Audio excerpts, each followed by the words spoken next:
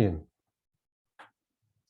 lo que vamos a ver en esta clase es ligamiento, recombinación y mapa génico. Solamente para que estemos seguros de que todos estamos en el mismo lugar, quería recordarles de este señor, Gregor Mendel, padre de la genética, que para muchos es un genio, en lo personal lo considero así, genio en el sentido de el tesón que tenía como investigador, y en un contexto que no le era nada favorable. Y por otro lado, hay detractores sobre su trabajo, considerando de que podrían haberlo falseado. ¿Y eso es por qué?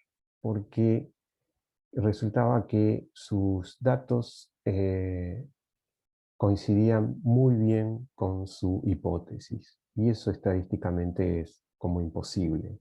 Ustedes recuerdan la primera y segunda ley de Mendel.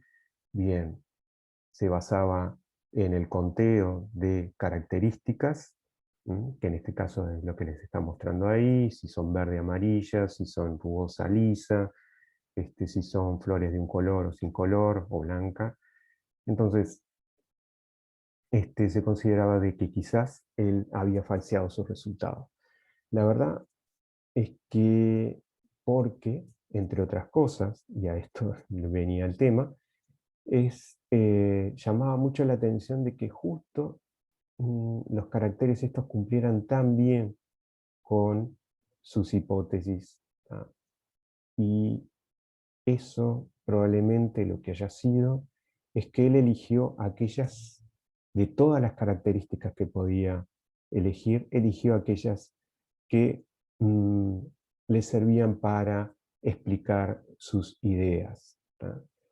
Y da la casualidad, aunque debería confirmarlo, de que cada uno de los rasgos que él utilizó, que fueron 7, cuando se van a fijar, estas plantas tienen 7 cromosomas y por lo tanto aparentemente estaría cada característica distribuida en un cromosoma, lo cual fue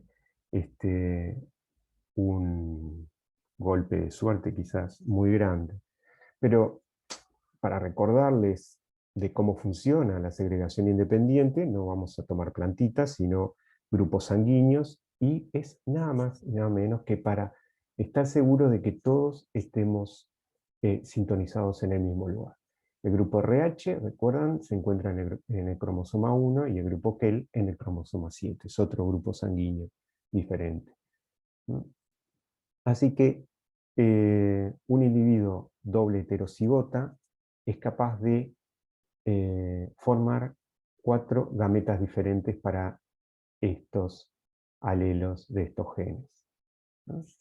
Así que lo que veríamos es que se forman en forma equiprobable cada una de esas combinaciones, ¿tá? En este caso sería un cuarto, un cuarto, un cuarto. Si eso lo tenemos claro, entonces nos resulta mucho más trivial pensar en un cruzamiento entre heterocigotas y cómo quedaría ese cuadro. O sea, si yo quiero saber cuál es el fenotipo más probable, lo único que haré será completar ese cuadro y luego contar los cuadrados que me indican por cada fenotipo. Así que en este caso, ser RH positivo que el positivo es el fenotipo más probable, ¿tá? Que uno puede llegar a observar de un cruzamiento de dobles heterocigotas. ¿Tá?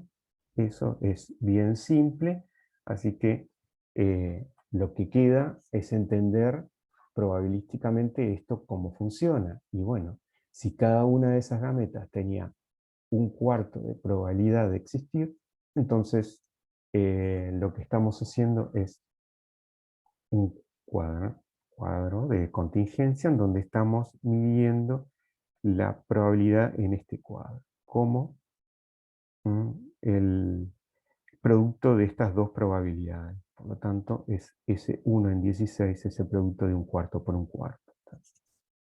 Sé que es algo trivial a esta altura para ustedes, pero recordarlo nada más.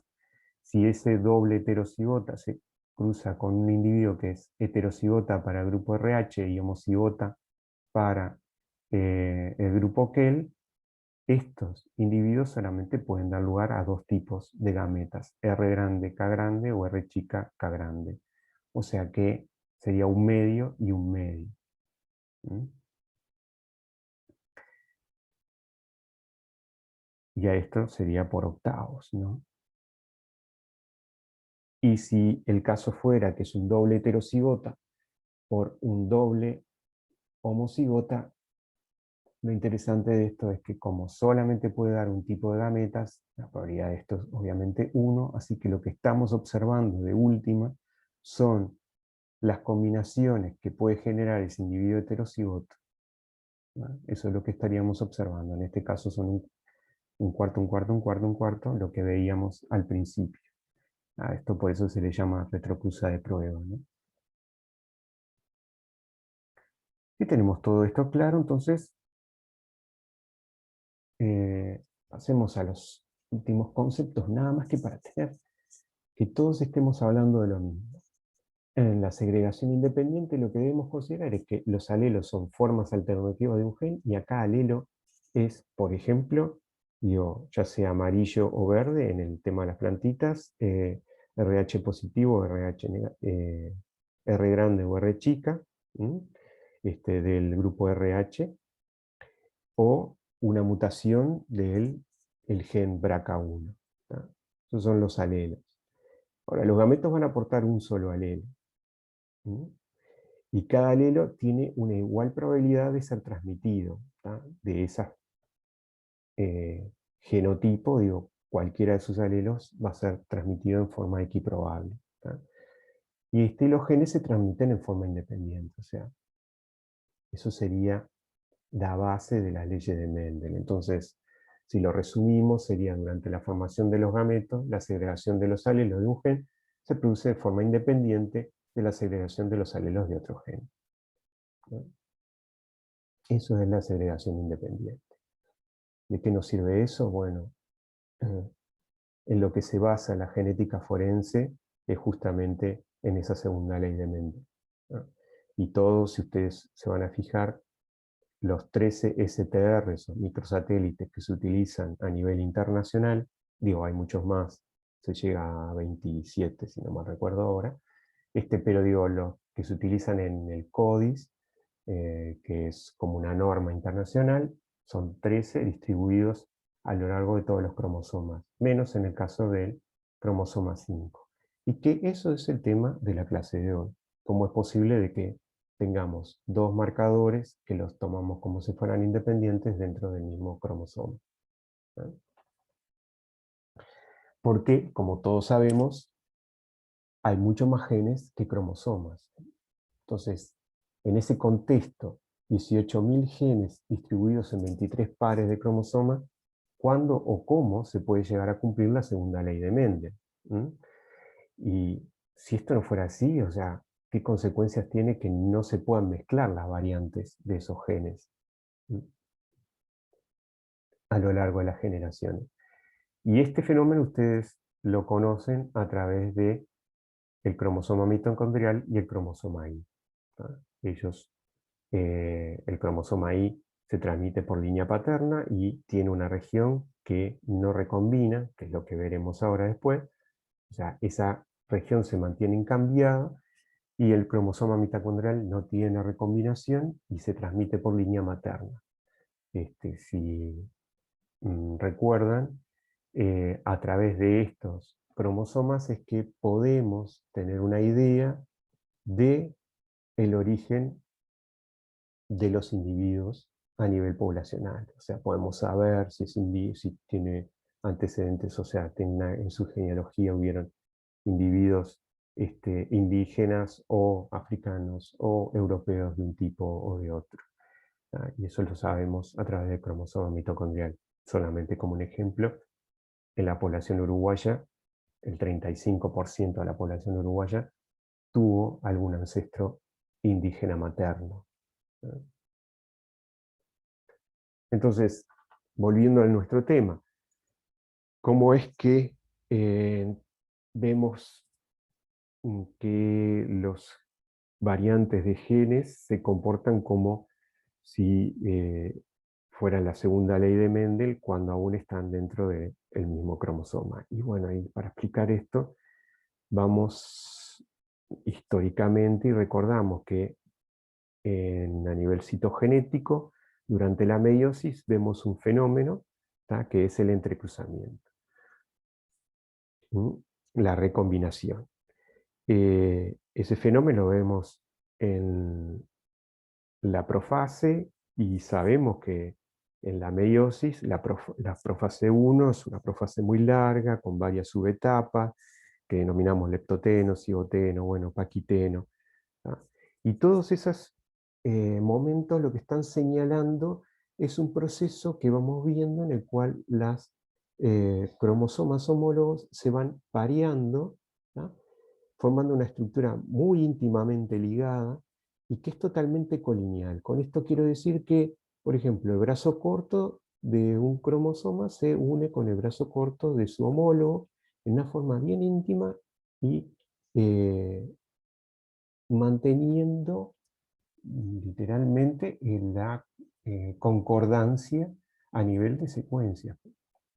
¿Mm?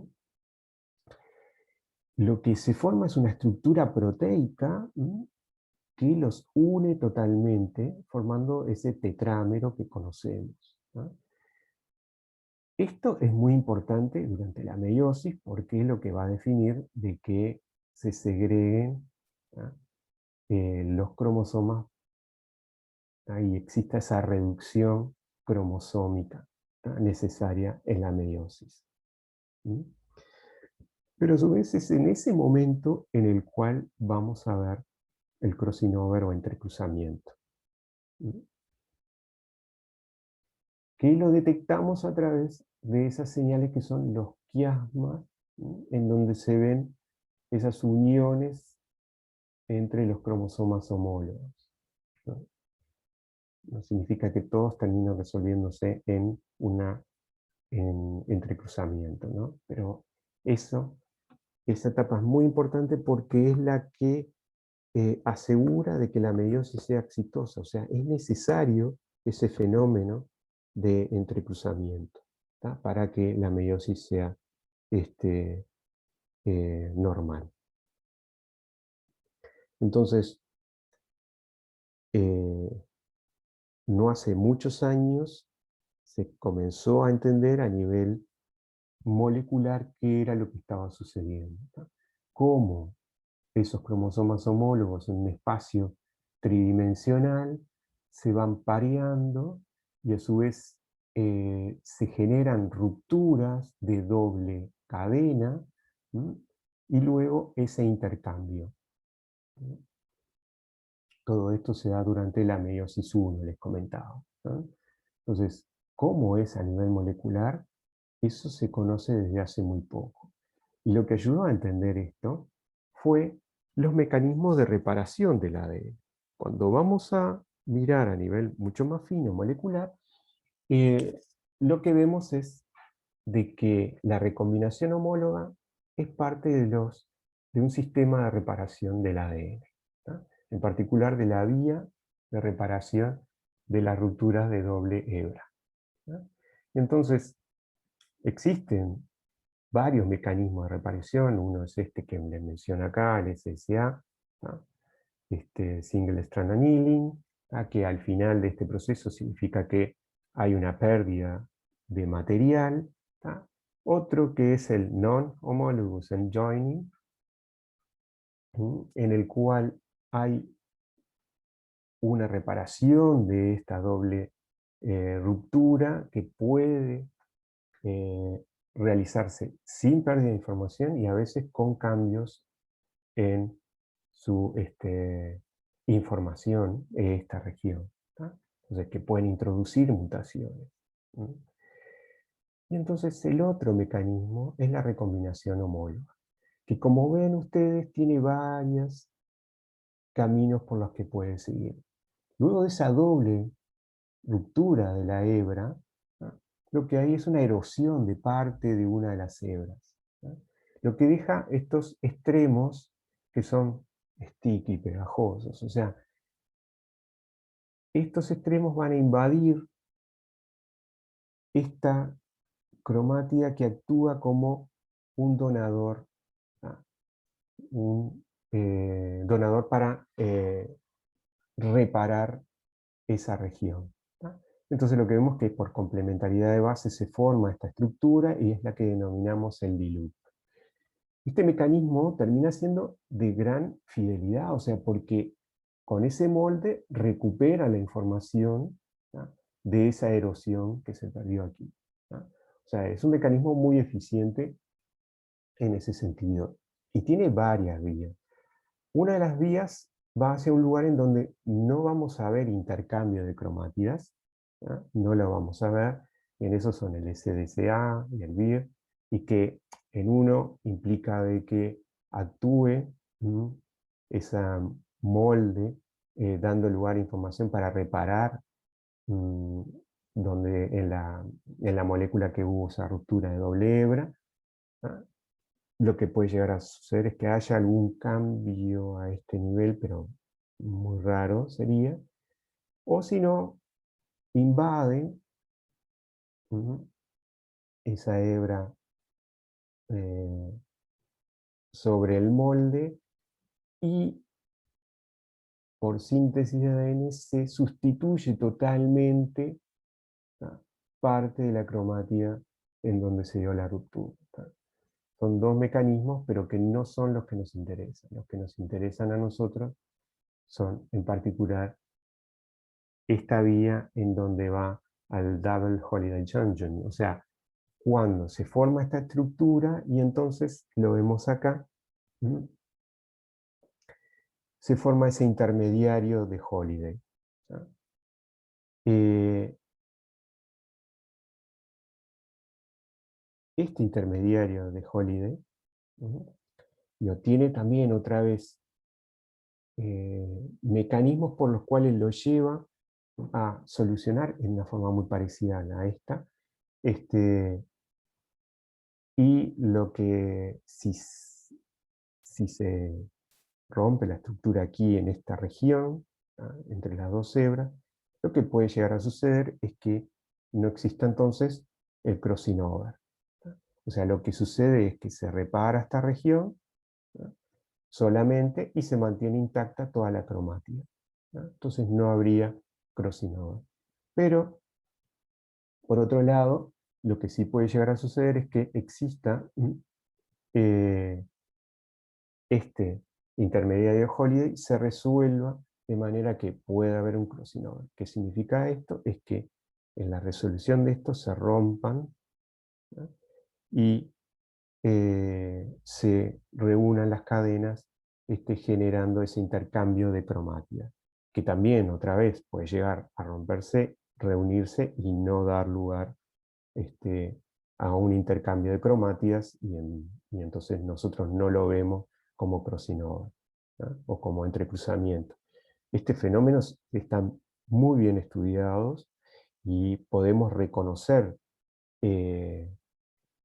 en las gametas, eso se ha hecho, en particular en espermatozoides, sitios en donde hubo una ruptura de doble hebra, se formó todos estos intermediarios y se resolvió, ¿tá?, de manera de que no hubiera entrecruzamiento, pero sí puedo detectar el sitio en donde se dio esa ruptura, ¿tá? ¿Y eso por qué? Lo vamos a ver ahora en la siguiente. Puedo detectar eh, este fragmento de secuencia que dio el donador, ¿tá? Lo puedo detectar.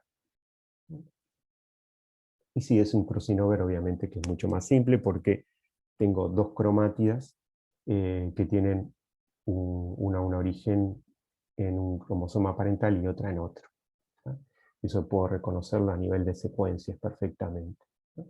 Entonces, digo, de última, entonces lo que sucede es que la recombinación aparentemente es parte de esos mecanismos de reparación del ADN, ¿no?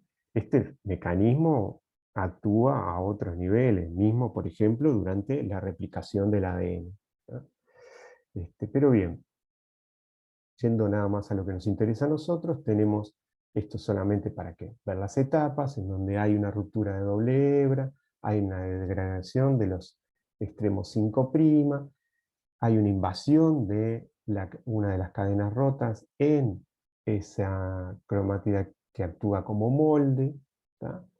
Y lo que vemos es un comienzo de una síntesis, y esto, ¿tá?, que es ese intermediario de Joly, se va a tener que resolver. Y entonces podremos tener crossing over o no tenerlo. En este caso, muestra de que se resuelve dando lugar a un entrecruzamiento. Y aquí está lo que les comentaba sobre por qué podemos detectar si hubo o no recombinación en un sitio, aun cuando conserve las mismas cromátidas. Bueno, esta región, ¿m?, esta región se puede resolver de diferentes formas. Y entonces, una de dos. Si hay nucleótidos que no coinciden con la hebra complementaria, entonces se forman estas estructuras y que se tienen que reparar. Y bueno, y entonces ahí es donde aparece la forma de repararlo. Una es sustituyendo, ven que en este caso la cadena verde, ¿no?, o por la cadena roja. Entonces se repara utilizando una u otra y entonces no vemos ningún cambio. Y en algunos casos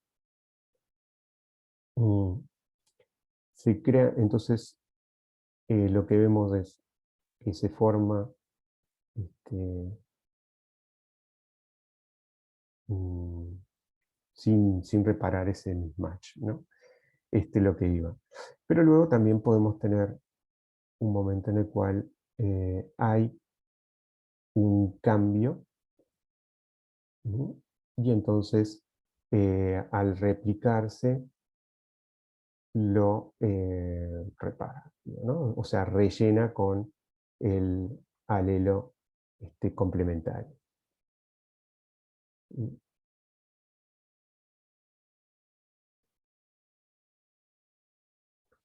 Bien, continuando con los mecanismos de reparación y sin entrar en la parte molecular muy fina, solamente comentarles de que estos mecanismos son muy conservados a nivel de la evolución. Así que lo que vamos a ver es que la forma en la cual funcionan es muy parecida a través de las especies, y eso fue lo que permitió que pudiéramos generar, entender ese mecanismo y luego poder ir a buscar en humanos las proteínas homólogas que estuvieran actuando. ¿Y por qué mostrarles esto? Porque si ustedes ven, aquí muestra el momento en el cual hay una doble ruptura, y eso es protegido por un grupo de proteínas, entre ellos RAD51, ¿no? Y existe como dos caminos. Por un lado es el que está señalado de este lado, que es el que lleva a que exista el crossing over, o sea, el entrecruzamiento. Y por otro lado hay un mecanismo que está intentando de que no exista ese crossing over, ¿no? Entonces hay una competencia entre ellos, ¿no? Y eso es lo que se ve. Si ustedes van a ver sitios en los cuales podría haber recombinación en el genoma humano, hay 30.000 y se dan muchas rupturas, pero que se resuelvan como un crossing over, como un entrecruzamiento, son pocas, ¿no? Son relativamente, digo, más bien muy pocas, ¿no? Entonces, si van viendo, hay una serie de proteínas que van actuando en las diferentes etapas. Pero ¿qué me interesaba señalarles? Si ustedes se fijan, hay muchos que son conocidos. BRCA2 aparece en este esquema, ¿tá? Y esto es del año 2015, pero si vamos a esta tabla que es del 2018, si ustedes se fijan en este listado, van a encontrar varios conocidos, como BRCA1, BRCA2, XRCC2, todos genes que están vinculados al cáncer, ¿no? Entonces, como ven, la reparación del ADN y la reparación de esto están muy vinculados con procesos que pueden ser, dar lugar a un tumor, ¿no?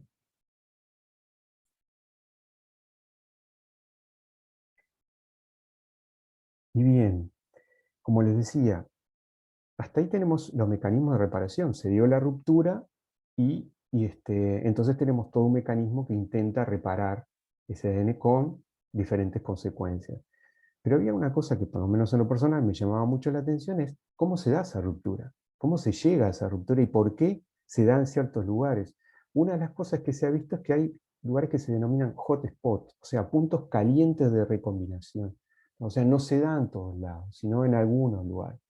Y bueno, la proteína clave en eso es PRDM9, proteína que mm, parecía ser una metilasa de histonas, pero hoy se sabe que en realidad lo que tiene es un dominio de unión al ADN muy particular, denominado en dedos de zinc, pero lo particular de esto es que es un dominio que reconoce eh, esa región y es evolutivamente, tiene una tasa de evolución muy alta, ¿no?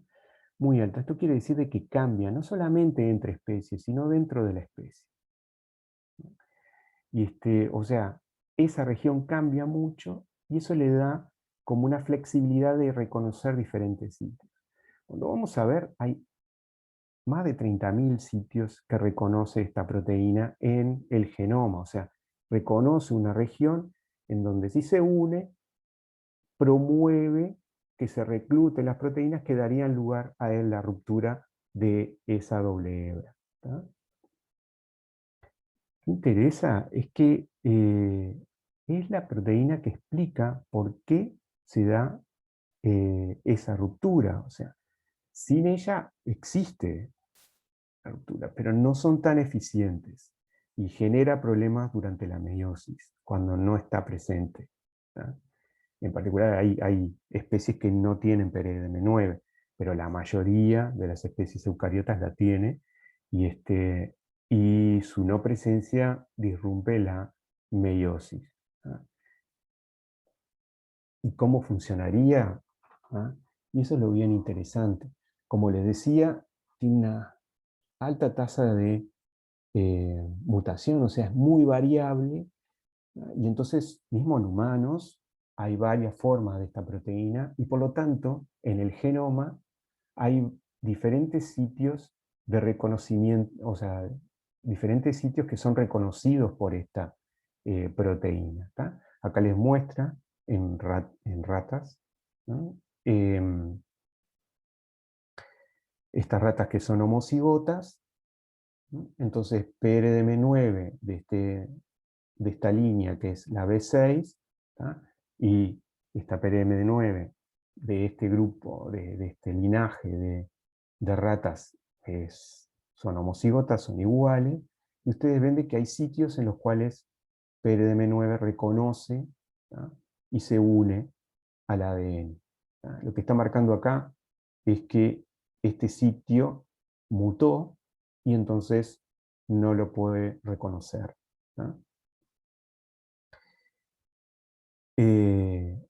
La presencia de PRM9 en una cromátida y en otra es aparentemente es lo que la señal más fuerte para que se dé lugar a la doble ruptura de la hebra, ¿no? O sea, es como la señal fuerte que en ese lugar se daría recombinación, ¿tá? Lo llamativo es que si tenemos un híbrido en donde tiene una variante que es la B6 y otra variante que es la PWD, y entonces tenemos que su genoma, la mitad es de este linaje PWD y la otra mitad de su genoma es B6, ¿tá? Lo que vemos es que PRM9 de una u otra variante busca un sitio y como ven puedes llegar a reconocer los propios sitios de este,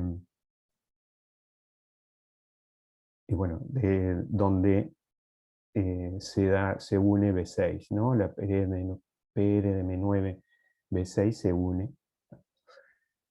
Lo interesante es que en esta situación que se forme unas uniones simétricas, son mucho menos que en el otro caso, ¿no?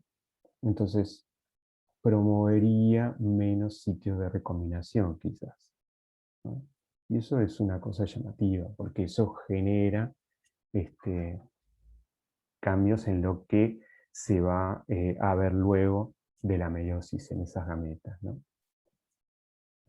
Entonces, mencionarles lo de PRM9, y lo otro es ver cómo la recombinación es un evento que está muy seleccionado, ¿no?, en las especies para que se dé, porque es lo que genera esa variabilidad, ¿no?, en las generaciones siguientes. Y ustedes recuerdan de que durante la gametogénesis, en el caso de la espermatogénesis, si vemos, el resultado son 4 células, ¿tá? Son las 4 células producto de esa meiosis. Pero en la ovogénesis solamente es viable una sola de esas 4, ¿no?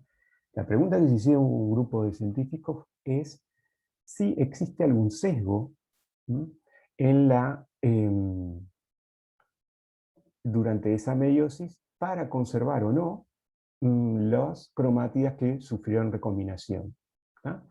O sea, lo que miraron fue si había mayor proporción de ovocitos con la cromátida recombinante o no. Estos son los cuerpos polares, un producto de esa segunda meiosis. Entonces analizaban los ovocitos, los cuerpos polares 2, ¿tá?, y veían a ver si esto se daba o no. Lo interesante es que de 135 ovocitos que analizan, lo que encuentran es que deberían esperar 68 y 67, ¿no?, recombinantes y no recombinantes. Bueno, lo que observan es 88 ovocitos con la cromatida recombinante y 47 sin recombinar, ¿tá? Entonces lo que marca eso es que hay un sesgo en el ovocito por conservar esas cromátidas recombinantes, o sea, enforzar en que se transmita un cromosoma recombinante, ¿tá? Eso es una pauta evolutiva muy interesante, ¿no? Y bien, terminando acá, solamente mencionar de que eh, esto nos explica por qué vemos que se cumplen entonces la segunda ley de Mendel entre genes que están en diferentes cromosomas y también entre aquellos en que están en el mismo cromosoma, por ese mecanismo de recombinación. Lo que vamos a ver ahora después es qué tanto influye ese mecanismo de recombinación para que nosotros podamos ver que se cumple la segunda ley de Mendel. Entonces seguimos en la siguiente.